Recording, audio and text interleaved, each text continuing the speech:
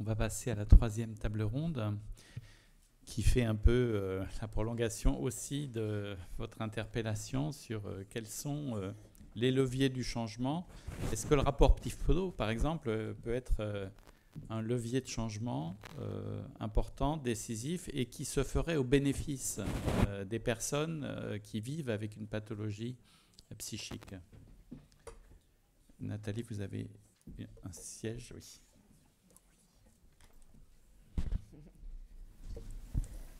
Je vous remercie. Donc je me représente parce que j'excuse Madame Plantevin qui devait être à cette place et qui malheureusement ne peut pas être là. Elle le regrette beaucoup. Je ne vous cache pas que la tâche est difficile pour moi d'intervenir à la fin d'interventions aussi denses et intéressantes. J'ai noté qu'il y avait encore des questions dans la salle et peut-être pourrons-nous y revenir. Donc moi, la thématique de cette table ronde concernait les leviers de changement, ce qui peut effectivement être un sujet intéressant pour un membre d'équipe de direction d'hôpital comme moi. Néanmoins, je vais essayer de ne pas rester dans cette identité-là. La mode est au décloisonnement. Mais je voudrais vous interroger, Madame Hardy, Monsieur Caillet, sur peut-être une reformulation que je fais ou une compréhension que j'ai eue, qui fait écho à ce que l'on a pu, nous, beaucoup entendre dans les hôpitaux, l'invitation à développer le virage ambulatoire. Et en fait, en vous entendant décliner la logique de rétablissement, la révolution du rétablissement, une révolution vers une évolution des organisations, en déclinant cette logique, en insistant sur l'aller vers, en insistant sur une étape supplémentaire, je me suis demandé si au final c'était pas une réponse à la définition du virage ambulatoire en psychiatrie, qui est quelque chose qui a pu nous faire sourire, voire un petit peu râler, concrètement, sachant qu'en psychiatrie, nous avons beaucoup dit que l'ambulatoire est le fondement de l'organisation des secteurs de psychiatrie, et on se demandait, mais comment peut-on encore développer plus l'ambulatoire ? Et j'ai bien noté cette notion d'aller vers, c'est-à-dire qu'il ne s'agit plus tant d'organiser le maillage du territoire et de développer des structures d'offres de soins dans le territoire, que de faire une étape encore supplémentaire qui est d'organiser notre capacité à nous projeter et à aller encore au-delà de nos propres murs. C'est un challenge. C'est un challenge d'autant plus, et j'ai bien noté dans cette logique de rétablissement qu'il s'agit d'être en capacité de se déplacer à toutes les étapes du parcours, que ce soit en amont, donc pour pouvoir réaliser une évaluation la plus précoce qui soit, mais aussi pour pouvoir dispenser des soins intensifs. Et vous avez évoqué jusqu'à 2 interventions par jour. Donc là, je fais le lien avec les dispositifs expérimentaux qui sont conduits en région Pays de Loire. Donc 4 dispositifs expérimentaux qui justement dispensent ces soins intensifs jusqu'à 2 interventions par jour. Mais aussi donc, cette capacité à aller vers et pas seul, c'est-à-dire organiser des interventions à domicile, mais avec des bailleurs sociaux, avec des acteurs sociaux, avec des partenaires. Et là encore, c'est quelque chose que nous faisons déjà, mais il y a une véritable invitation à le faire de manière ancrée dans nos institutions. Donc voilà, c'était une question, savoir si en transposition de langage gestionnaire, est-ce qu'on pouvait, après avoir soupiré à l'invitation de développer le virage ambulatoire, et bien, au final, en fait, c'était pas ça. Le virage ambulatoire. Comme vous voulez. Dire quelques mots. Alors, Moi, j'entends tout à fait ce que vous dites, et c'est vrai que ça rejoint un des propos que j'ai tenus tout à l'heure sur l'hétérogénéité de la situation dans les différents secteurs sur le territoire national. C'est vrai, quand on rencontre certains acteurs, comme vous, et c'est sans doute vrai, qui nous disent « mais nous, on le fait déjà, on met déjà en œuvre telle prestation, on met en œuvre l'ambulatoire, on a moins d'hospitalisation complète, etc. etc. » Le but, à mon sens, dans le virage ambulatoire, c'est pas de le faire prendre à ceux qui l'ont déjà pris, c'est de le faire prendre à ceux qui ne l'ont pas pris ou qui ne veulent pas le prendre. Donc, encore une fois, l'idée, c'est que dans la mise en place des projets territoriaux de santé mentale, les ARS vont être amenés, donc, avec l'ensemble des acteurs, à élaborer donc, une nouvelle organisation territoriale de la santé mentale dans les différents territoires de santé.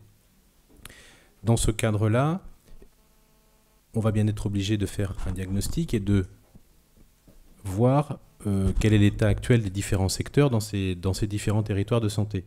En fonction de ça, évidemment, je présume, en tout cas je parle que pour la RS Aquitaine, Limousin, Poitou, Charentes, qu'on adaptera la demande en fonction de l'existant. Et bien évidemment, on ne va pas demander à quelqu'un qui fait déjà beaucoup d'ambulatoires d'en faire encore plus, mais plutôt à ceux qui n'en font pas d'en faire un peu, voire même un peu plus. Donc l'idée, c'est plutôt, en lien avec ce que je disais tout à l'heure sur le besoin d'assurer une meilleure égalité de traitement entre les usagers, qu'il y ait une sorte de minimum dans chaque secteur et qu'un usager, quel que soit son lieu d'habitation, ne soit pas pénalisé du simple fait que, malheureusement, entre guillemets, il n'habite pas dans le bon secteur et que là où il va pas pouvoir bénéficier des mêmes prestations, ou en tout cas d'un socle de prestations minimales, on ne peut pas tout homogénéiser, d'un socle de prestations minimales auquel il a droit en tant qu'usager du système de santé. Juste pour rajouter, je m'inscris complètement dans la même ligne. Moi, ce sur quoi je voudrais insister, c'est que faire une injonction du type développer l'ambulatoire, c'est pas pour. Je suis d'accord avec ce que vous avez dit. Hein, c'est pas. Il faut se rendre compte quels sont les prérequis pour qu'une équipe sanitaire puisse développer l'ambulatoire.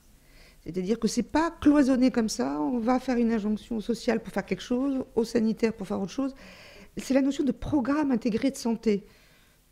Tous les pays développent la notion de programme intégré de santé. C'est-à-dire que vous ne pourrez faire un virage ambulatoire qu'à plusieurs conditions.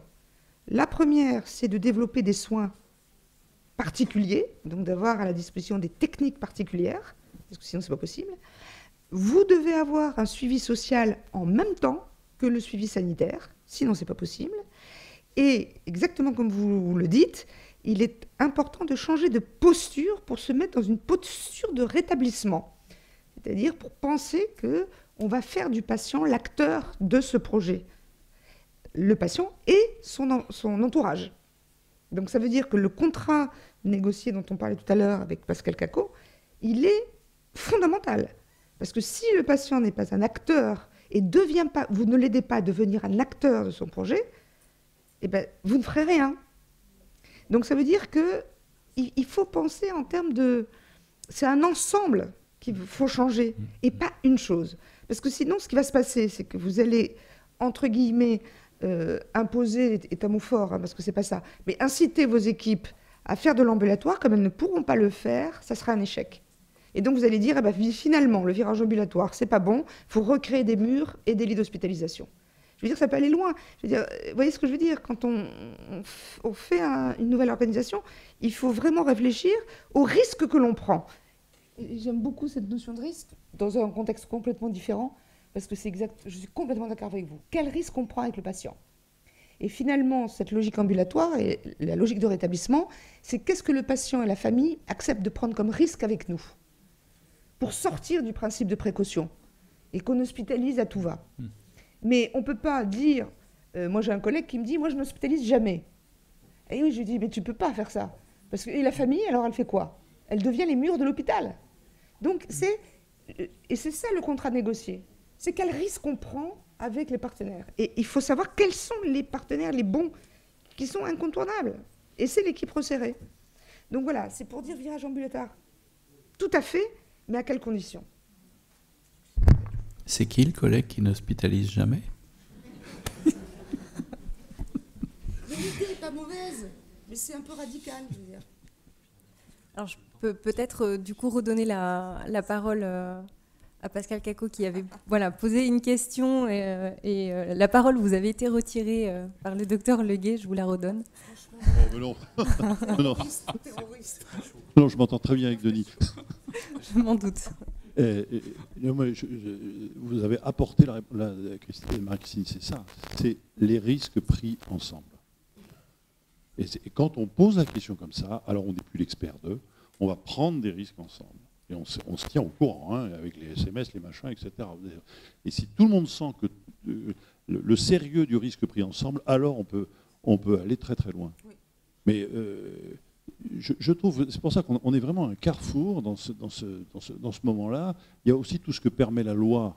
C'est extraordinaire, la loi de modernisation, là, alors pour moderniser, elle modernise, c'est-à-dire qu'elle ne restructure pas. Elle donne toutes les possibilités, y compris, c'est l'article 89, je crois, mettre en place le rapport Pifto. Et Marie-Sophie de Saulles est dessus. Donc ça vient des Pays de Loire aussi, cette affaire-là, si j'ose dire. Et, bon, pour voir comment on fait. Et on voit la complexité française, c'est-à-dire que on va toujours rajouter, alors que le rapport que vous avez sorti dit il faut simplifier. Je mets les pieds dans le plat parce que personne n'ose le dire, donc comme je suis un étranger, je peux le dire ici.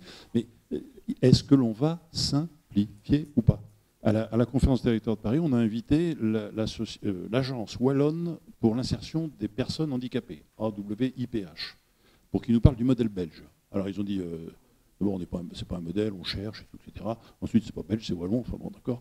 Et après ça, ils nous ont raconté ce qu'ils faisaient. C'est la même agence qui évalue les besoins des personnes sur le terrain, dans toutes ces antennes, qui agrée les structures, qui les finance, qui les audite et qui les forme. Elle doit les former, puisque justement, ils ne sont pas spécialisés, et que donc, en fonction de la clientèle reçue, comme ils disent, eh bien, il faut des programmes de formation spécifiques. On fait la même chose en France. Alors, évaluation des besoins, la MDPH, agrément, ARS, financement, ARS, conseil départemental, qu'est-ce que je dis, audit, l'ANESM, formation, on verra bien. Bon, enfin voilà. Donc, on ne sait pas si on gère la complexité des situations ou la complexité du système. Il y a un moment où il va quand même falloir qu'on mette tout ça sur la table et pour se le dire. D'ailleurs, vous l'avez dit, monsieur.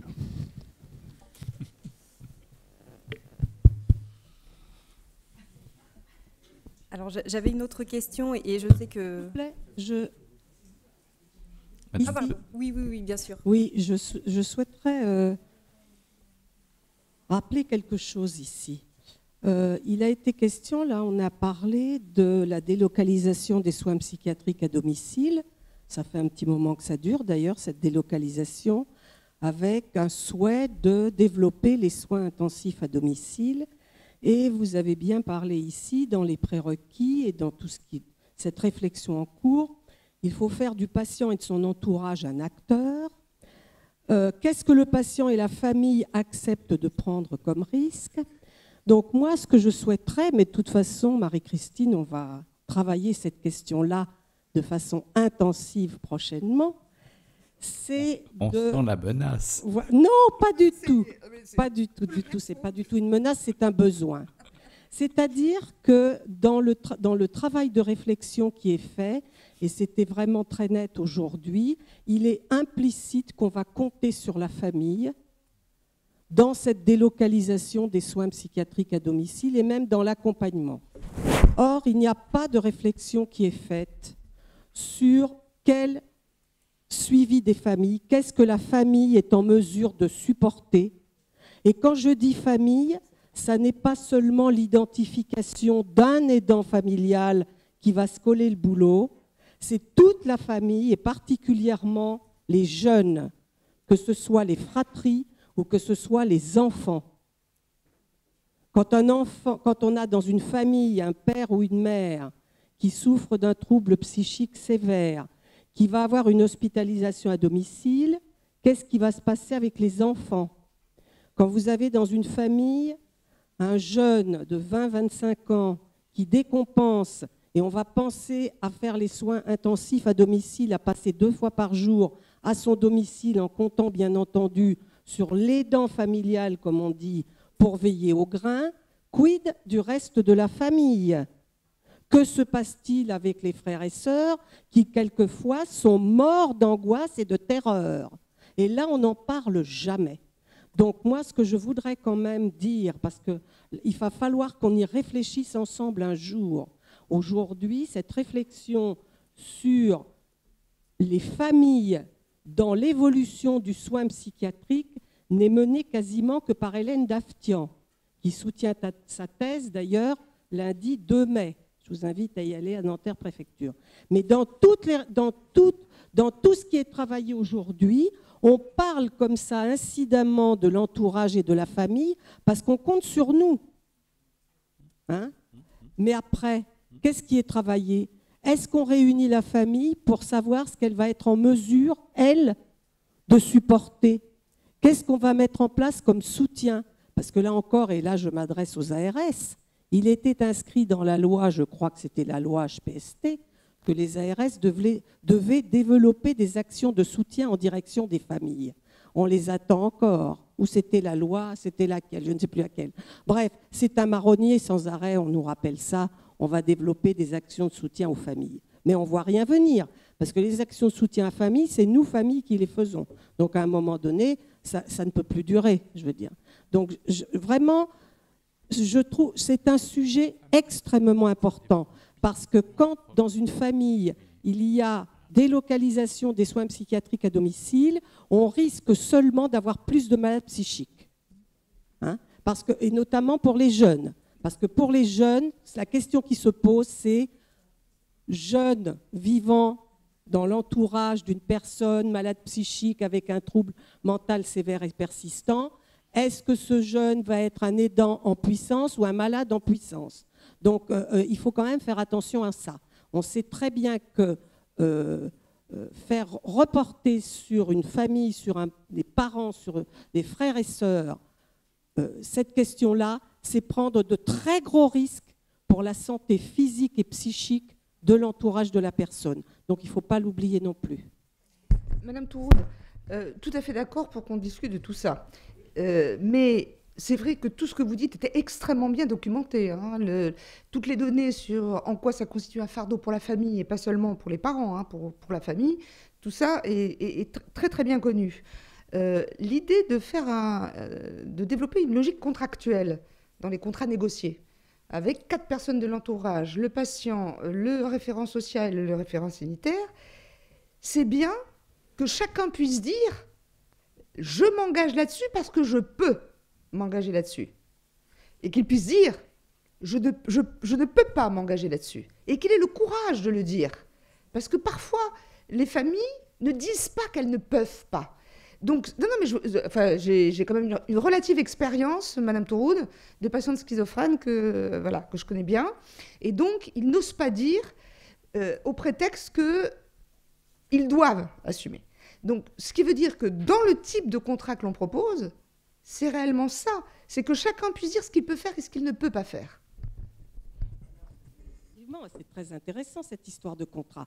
Bon, ce qu'il faut quand même savoir effectivement aujourd'hui, parce que nous à l'UNAFAM, c'est une dérive que nous voyons aujourd'hui de plus en plus, que nous constatons un peu partout, c'est qu'aujourd'hui effectivement, nous avons des familles qui disent qu'elles ne peuvent pas concrètement, hein, qu'elles ne pourront pas reprendre leurs proches à domicile quand il a vraiment une situation terrible. On l'hospitalise, on le shoot un peu pendant 4-5 jours et hop, ressorti, retour dans la famille. Et ça se passe comme ça pour beaucoup aujourd'hui en France. Et quand aujourd'hui la famille dit « je ne peux pas, c'est impossible », eh bien nous avons énormément de cas où la famille est sommée de le reprendre, où elle est maltraitée, voire injuriée, où on lui dit « vous ne le reprenez pas, on le met dans la rue ». Donc c'est ça aujourd'hui, et vous pouvez interroger notre service social à l'UNAFAM. Tous les jours, nous avons des appels de familles qui sont dans le désespoir. Donc je veux dire par là qu'après, effectivement, tout ce qu'on dit, on parle aujourd'hui de choses extrêmement passionnantes et nous sommes d'accord sur tous ces constats. Mais il faudra aussi bien se pencher, parce que vous dites qu'il faut partir de l'existant et de la réalité de terrain. Cette réalité-là, il ne faut pas l'occulter.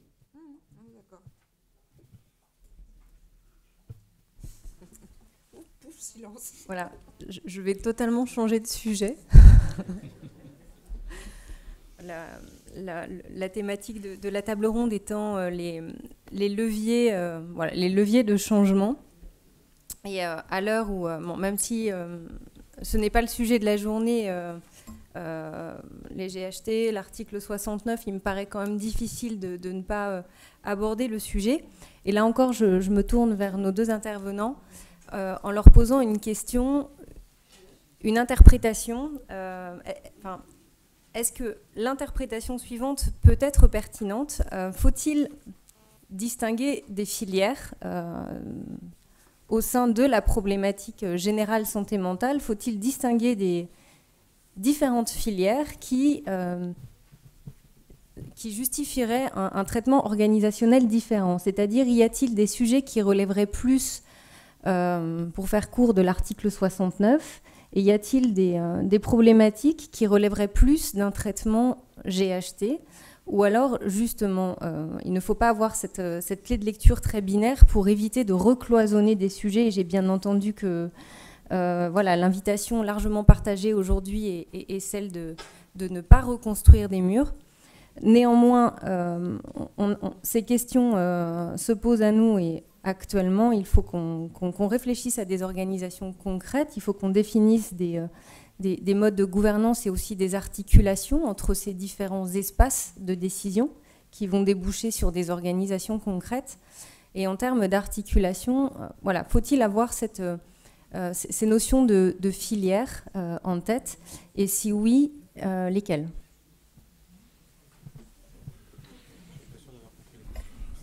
Juste pour commencer une réponse. 3 minutes. 3 minutes. Ah, mais 3 minutes. J'avais fait une diapo sur déjà la distinction nécessaire entre l'organisation pour les personnes qui présentent un trouble mental fréquent et ceux qui présentent un trouble mental sévère et persistant. C'est déjà, enfin, c'est la grande distinction qui se dégage en fait de la littérature. Après, on peut penser à la filière addiction, qui est très transversale et qui est compliquée. Donc oui, des filières sont absolument nécessaires, des filières organisationnelles, je veux dire, dans lesquelles la population nous guide dans l'organisation. Après, mettre ces filières en regard ou en lien avec la question des GHT, moi, je ne le ferai pas. C'est-à-dire qu'on peut imaginer que quel que soit GHT, CPT, pas de GHT, psychiatrique, généraliste, tout ce que vous voulez, dès qu'il y a une organisation territoriale, quelle qu'elle soit, elle aura à traiter de ces filières spécifiques. Ça me semble être des choses distinctes.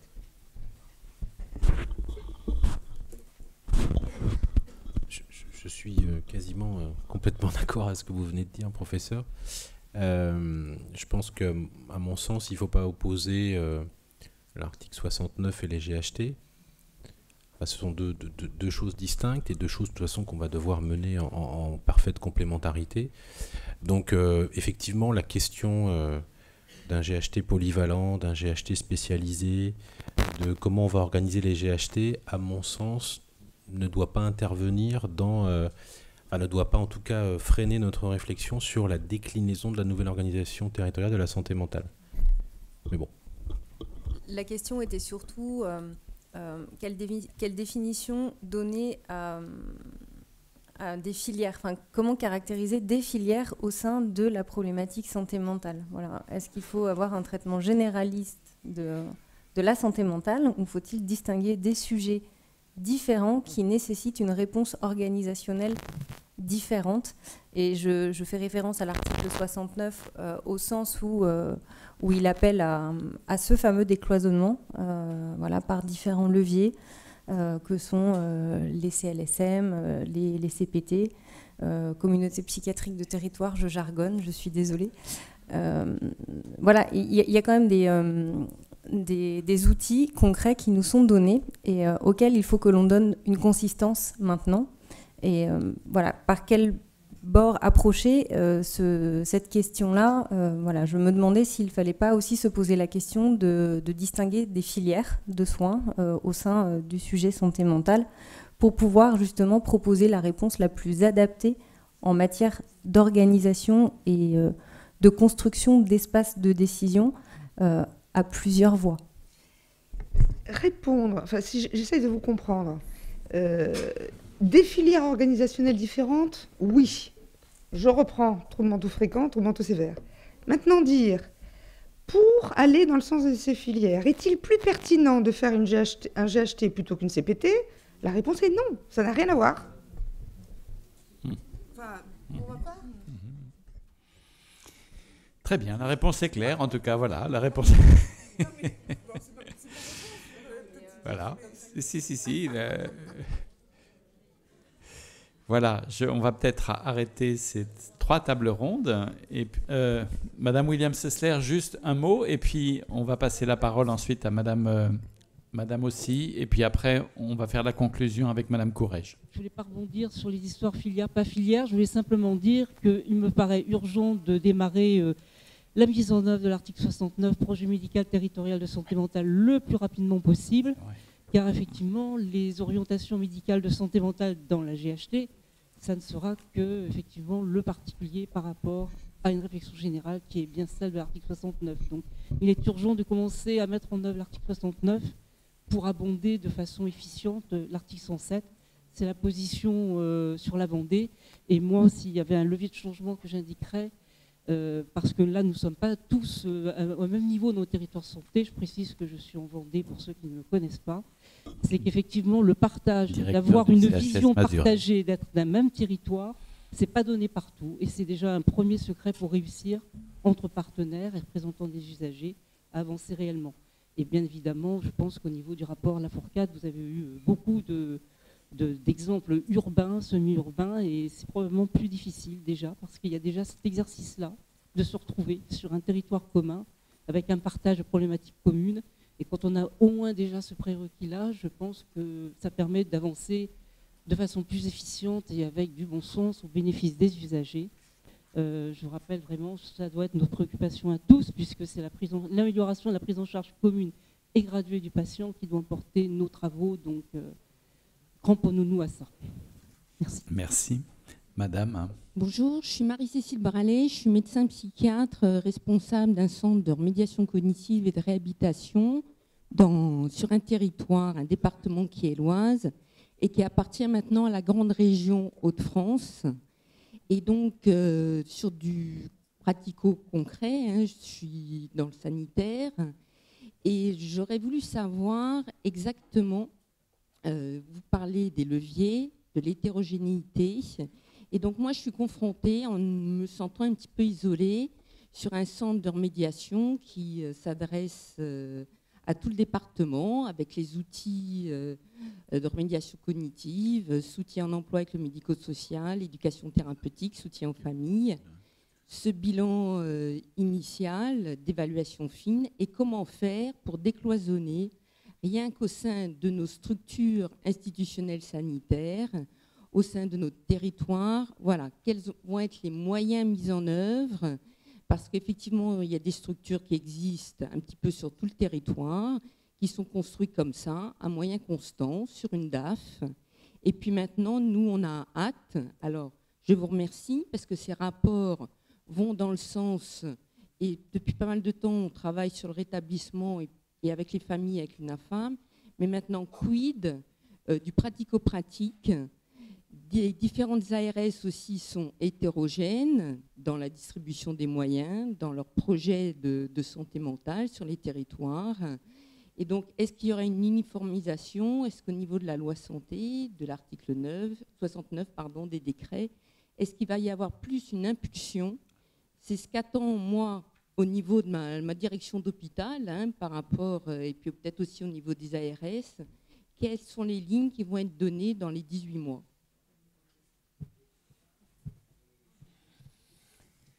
Il y a une question qui se pose aux personnes proches des responsables politiques. Madame Courrèges, je ne sais pas si... Bon, on va inviter Madame Courrèges à monter, qui va être en même temps relativement détendue, parce que ça ne s'adresse pas à un territoire des Pays de la Loire. Donc. J'avais juste une petite question à poser avant l'intervention de Mme Courrèges. Je suis ici, docteur Leguet. Ah, pardon, monsieur Egon. Voilà, Bernard Egon. Alors, je viens de la Sarthe et j'interviens en ce moment en tant qu'administrateur d'une association tutélaire. Et je pose cette question. On a entendu parler tout à l'heure des curateurs. Alors, les curateurs sont effectivement des gens qui gèrent entre 60 et 70 situations de personnes qui, je pense, ne pourront pas faire partie d'emblée de jeu de ce collège territorial des référents sociaux. Donc je me posais simplement la question, comment les ARS imaginent impulser la création de ces référents sociaux si j'ai bien entendu, dès que quelqu'un rentre dans une file active, il va pouvoir avoir son référent social. Comment les choses vont être impulsées, comment ces collèges vont être mis en place. Merci. Merci de votre question. Après la réponse. Bon, je pense qu'il faut peut-être replacer les conclusions du rapport du centre de preuve dans son contexte, à savoir qu'effectivement, c'est une perspective, c'est un rapport, c'est l'énoncé de données probantes, c'est la direction qu'on doit prendre, c'est les objectifs qu'on doit essayer de poursuivre. Maintenant, dans le faire, comme on l'a relevé tout à l'heure, il y a manifestement quand même des choses des étapes vraisemblablement à aménager. Donc, et encore faut-il que tout le monde soit d'accord sur le concept. Donc voilà, il est lancé très clairement par le rapport.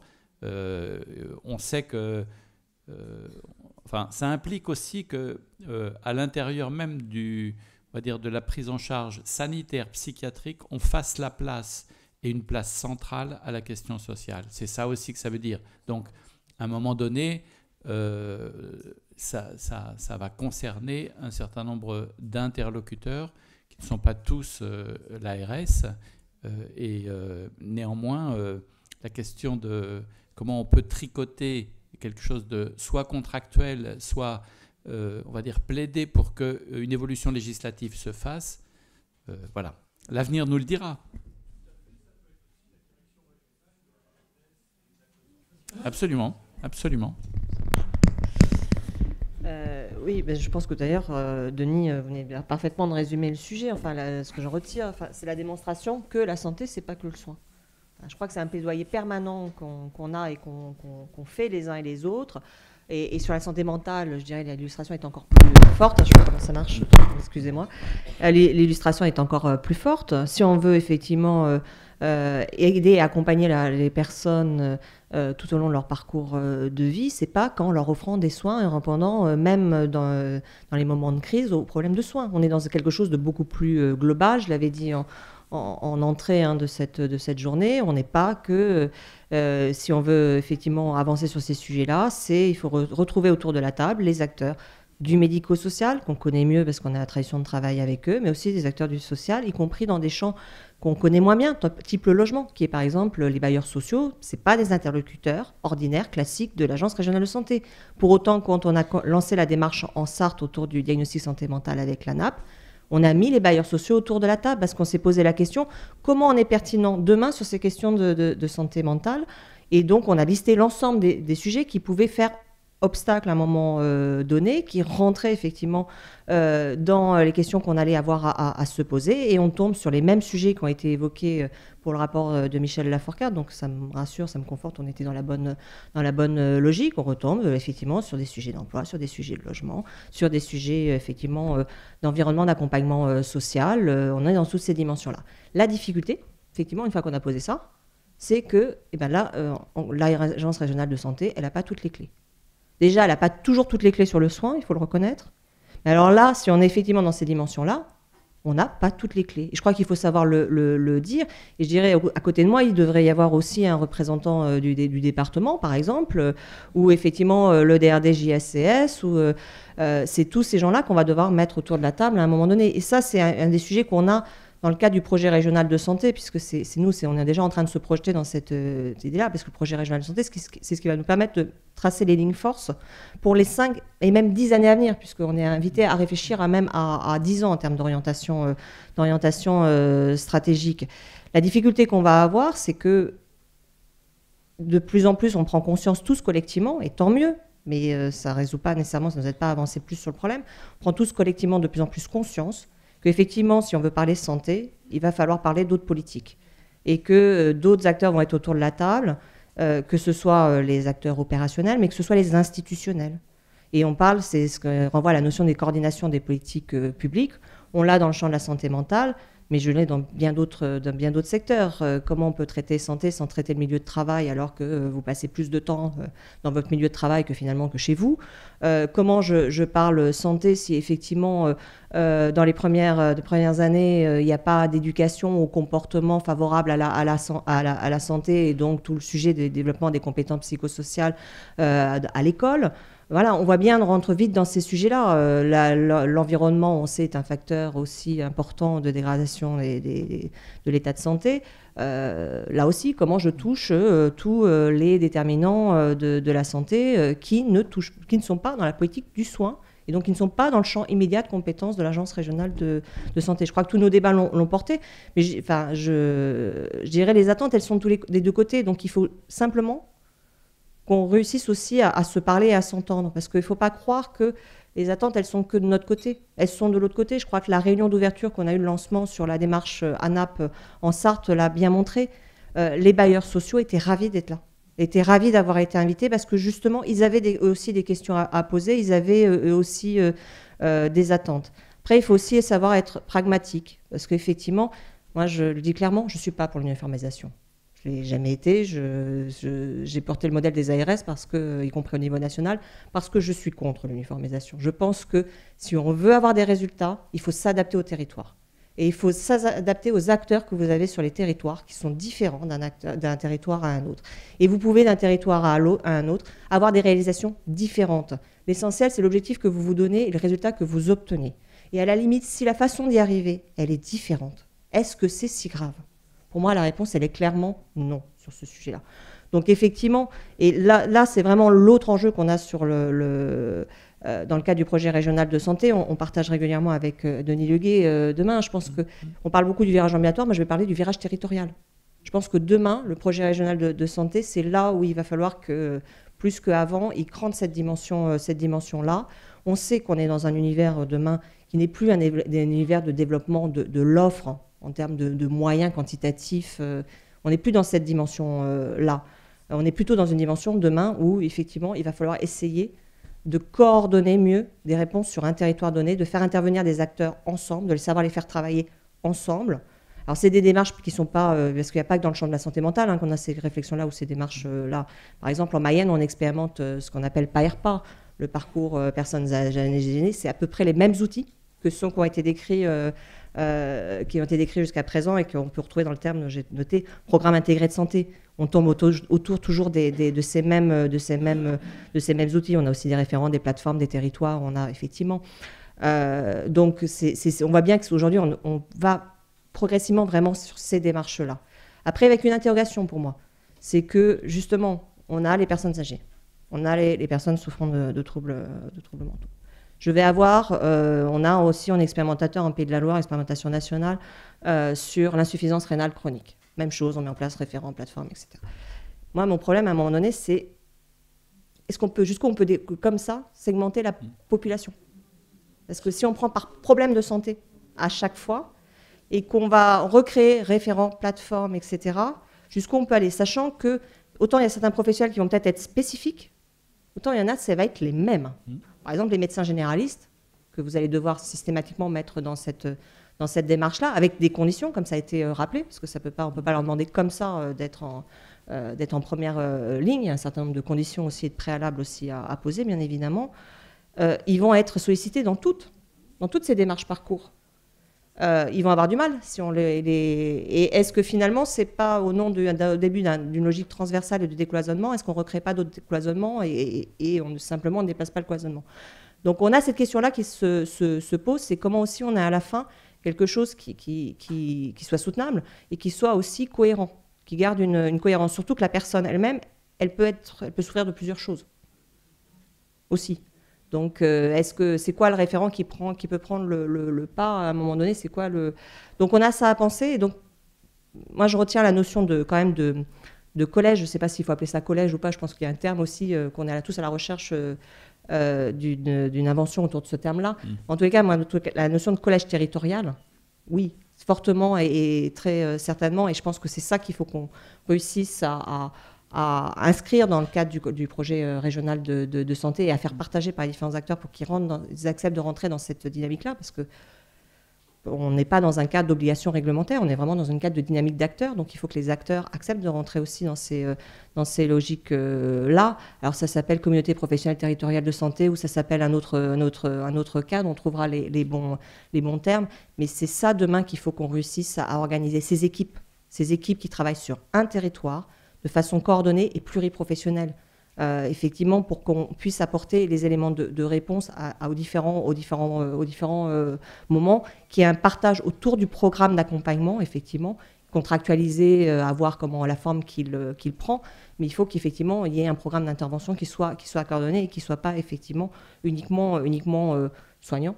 Donc ça va être ça aussi l'enjeu, peut-être la difficulté supplémentaire si on veut aller au bout de la logique, mais déjà rien que soignante, organisation d'équipes de soins primaires, telles que la loi nous y invite, ou de communautés professionnelles territoriales de santé, ce qui déjà normalement ouvre l'environnement des acteurs. Voilà, ça va être complexe, mais je dirais c'est là où il faut aller. Je crois que on a peu de doutes maintenant à l'expérience et je dirais aux éléments probants, comme ça a été rappelé qu'on est dans le domaine aussi de la preuve sur ces éléments-là, parce que c'est pas des réflexions effectivement seulement françaises. On a effectivement, ça a été rappelé, il y a quand même beaucoup déjà, ce qui ne sont même pas des expérimentations, qui sont des fonctionnements et des organisations à l'étranger qu'on n'a pas à reprendre telles que. Ça a été rappelé aussi la limite de la preuve ou la tyrannie de la preuve, est-ce que ça peut en donner.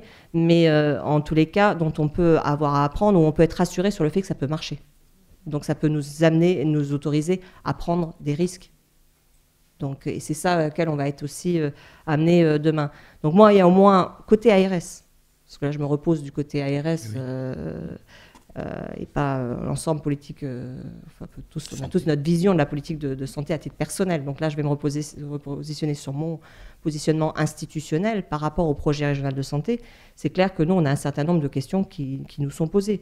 C'est comment, effectivement, on va pouvoir capitaliser sur ces expérimentations positives, ces innovations ou ces éléments de preuve pour engager le changement de tous à l'échelle des territoires. Ça va être ça l'enjeu fondamental qu'on va devoir porter. Comment on réussit à porter cette collaboration interinstitutionnelle? Donc, effectivement, comment on engage les autres autorités publiques à se considérer aussi comme des acteurs de santé ou responsables de l'état de santé, et donc à participer avec nous à ces dispositifs. Et puis, le dernier qui rejoint ce que je disais tout à l'heure, comment aussi on garde une cohérence globale dans ces différents dispositifs d'intégration de parcours et quelle forme ça va prendre au niveau d'un territoire donner ce collectif d'acteurs qu'il est indispensable qu'on puisse constituer et aider et accompagner à faire vivre, parce que la logique de l'agence aussi, puisque c'est aussi nous qui sommes appelés à changer. Le changement, il est pour tout le monde, y compris effectivement côté agence régionale de santé, c'est vraiment de rentrer dans cette logique d'accompagnement, parce que là, ce quoi on est appelé, nous, c'est à accompagner ces logiques et ces dynamiques d'acteurs, à les faciliter, à les aider à se constituer, à se structurer, à s'organiser, à capitaliser aussi pour que, effectivement, je dirais, cette dynamique-là, elle puisse à un moment donné aussi être régionale, au-delà des territoires qui vont pouvoir partir de leur propre dynamique. C'est ça aussi sur lequel on va devoir se réinterroger à ARS. Merci Madame la Directrice. On voit bien que toute cette question, elle est réellement au travail actuellement. Elle est au travail. Vous nous en avez décliné, on va dire, un certain nombre de dimensions et j'allais dire de pistes de travail. Et avec vos interrogations, vos commentaires, on voit que cette loi de santé, cette loi de modernisation du système de santé, elle est très restructurante. Et réellement, elle va, j'espère, on l'espère tous, porter quand même quelque chose de l'ordre d'un changement et d'un meilleur fonctionnement et d'un meilleur service rendu. Acceptons-en l'augure en tout cas. Merci beaucoup.